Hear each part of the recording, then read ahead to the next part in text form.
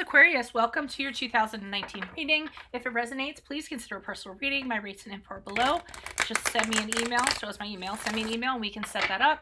Keep in mind that when you view it is when you're meant to see it. It doesn't matter what time of year. I'm doing them in order of requests in the comments, so post up your requests.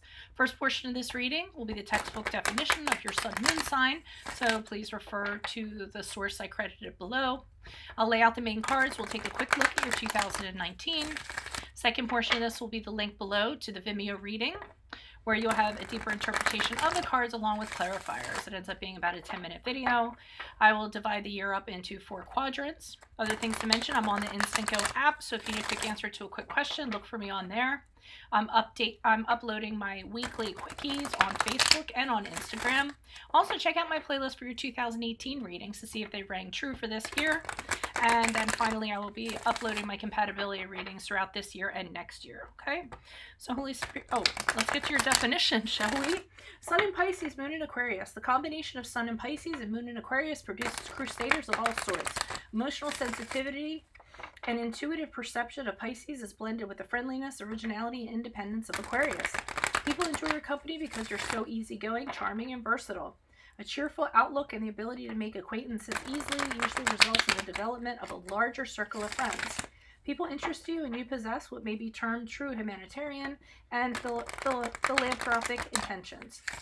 You can find success in business because of your ability to get along easily with people and make friends out of strangers.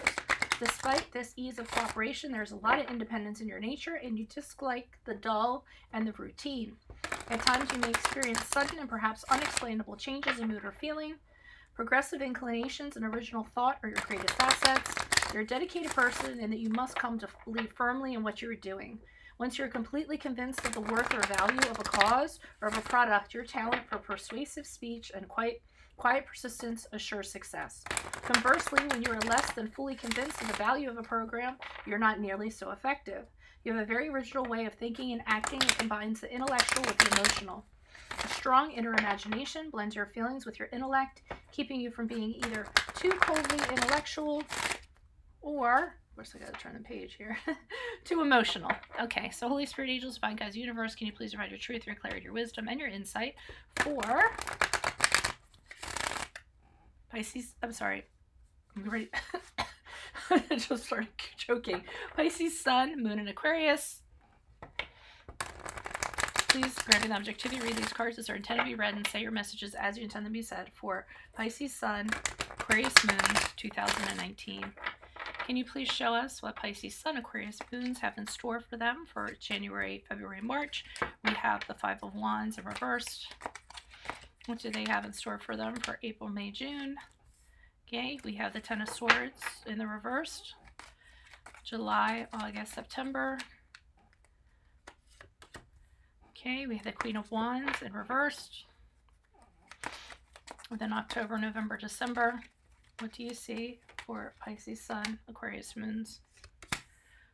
Okay, so all over, I kind of see this transition you're sort of going through. In the beginning of the year, January, February, March, we have Five of Wands in reverse. So this is about coming out of some kind of conflict, trying to restore harmony back to your life. I feel like during these 3 months, that's what you're going to be doing. You went through a really big struggle. It's usually going through something and then having just this sense of relief having gotten through it.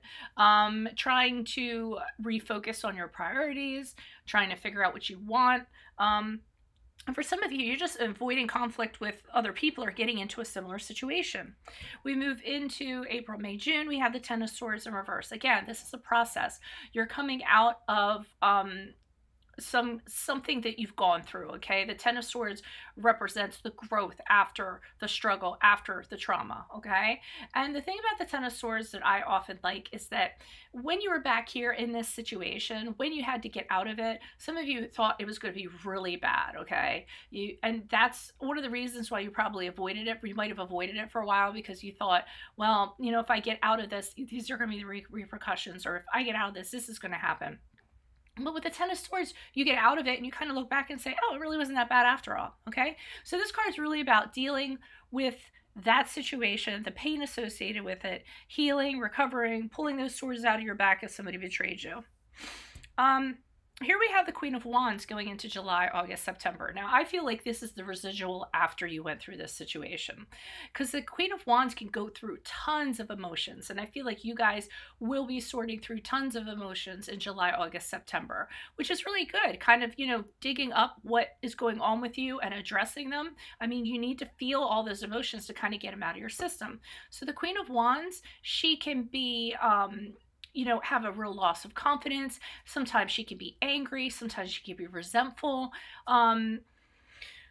Sometimes she lacks confidence and she worries what other people think about her. And then that kind of, so maybe you feel like people are thinking badly of you because the situation you went through. So I just feel like it's going to be a hodgepodge of emotions, really strong emotions that you guys are going to be dealing with, trying to get yourselves kind of back together or back where you were. And the only way you're going to be able to do it is if you go through this period in July, August, September.